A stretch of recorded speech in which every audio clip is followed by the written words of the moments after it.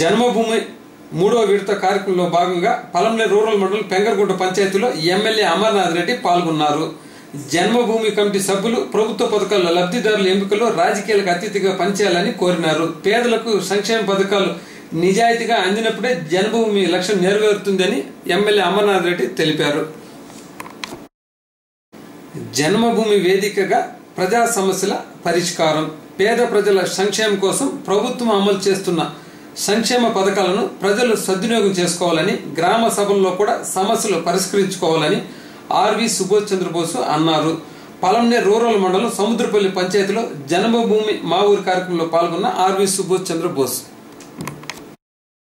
గ్రామ పంచాయతీ గ్రామ సభకు చూసిన పెద్దలందరికీ, పత్రికల వారికి, ప్రింట్ మీడియాకు అందరికీ జన్మభూమి ధన్యవాదాలు. ఈ జన్మభూమి గ్రామ సభలో ముఖ్యమంత్రి గారు సందేశం చదివి వినిపించని చెప్పేసి చెప్పి ఉన్నారు. ముఖ్యమంత్రి గారి సందేశం చెప్పి మీకు వినిపిస్తాను. జన్మభూమి మా ఊరు కార్యక్రమం కోసం ముఖ్యమంత్రి నిర్మాణమే నా కర్తవ్యంగా స్వీకరిస్తున్నాను. అందుకు అలుపులేని శ్రమ చేస్తాను. సంక్షోభం నుంచి సమృద్ధి వైపు అడుగులు వేస్తాను. స్వర్ణాంధ్రప్రదేశ్ సాధన కోసం నేను త్రికరణ శుద్ధిగా శ్రమిస్తాను.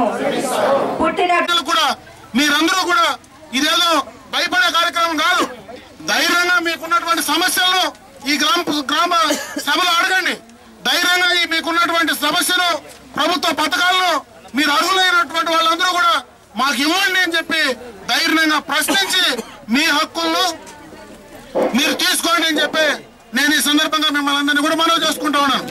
ఆ రకమైనటువంటి పందాలు మనం నడిస్తేనే మనకు న్యాయం జరుగుతుంది, సక్రమంగా కూడా మనకు ఉపయోగపడుతుందని చెప్పి ఈ సందర్భంగా కూడా మీ దృష్టికి తెస్తా ఉన్నా.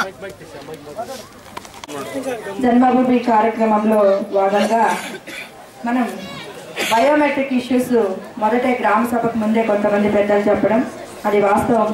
6 మంది ఉన్నారు బయోమెట్రిక్ ప్రాబ్లమ్స్ ఉన్న వాళ్ళు. పెన్షన్ తీసుకున్న వాళ్ళలో 8 మంది ఉన్నారు. ఆ 8 మందికి కూడా 8 మందికి కూడా 5 రోజు సాయంకాలం లోపలే చేయించడం జరుగుతుంది. దయచేసి అందరూ నిశ్శబ్దంగా ఉంటూ ఈరోజు సీఎం గారి సందేశంతో మనం స్టార్ట్ చేసుకున్నాం. చాలా అంశాలు ఉన్నాయి. బడి పిలుస్తుందని, తర్వాత నీరు చెట్టునని, పేదరికంపై గెలుపునని, చాలా అంశాలు, గృహ వసతి పైన, తర్వాత 20 అంశాలు ఉన్నాయి. మన గ్రామాన్ని ఏ విధంగా అభివృద్ధి చేసుకోవాలి, స్మార్ట్ విలేజ్, స్మార్ట్ వార్డ్ అని, ఆరోగ్యం, ఎన్టీఆర్ వైద్య సేవ, ఇవన్నీ కూడా మనం పెన్షన్స్ ఇస్తున్నాం. రేషన్ కార్డ్స్, కొత్త కార్డ్స్ వచ్చాయి. ఇవన్నీ కూడా మనం మాట్లాడుకోబోయే ముందు మన గ్రామం గురించి, మన గ్రామ అభివృద్ధి గురించి ఒక ప్రతిజ్ఞ ఉంది. అందరూ నిశ్శబ్దంగా పైకి లేచి మనసుతో మనం ఏం మాట్లాడుతున్నాం, మనం ఏం చెప్తున్నాం, నోట్లో పదాలు ఏమొస్తున్నాయి, దాన్ని మనము వికరణ శుద్ధిగా అమలు పరచుకోవాలా, మన గ్రామానికి మనం హితోరికంగా కృషి చేయాలి అనే ఉద్దేశంతో మనం ఈ ప్రతిజ్ఞ చేయబోతున్నాం. అందరూ నెమ్మది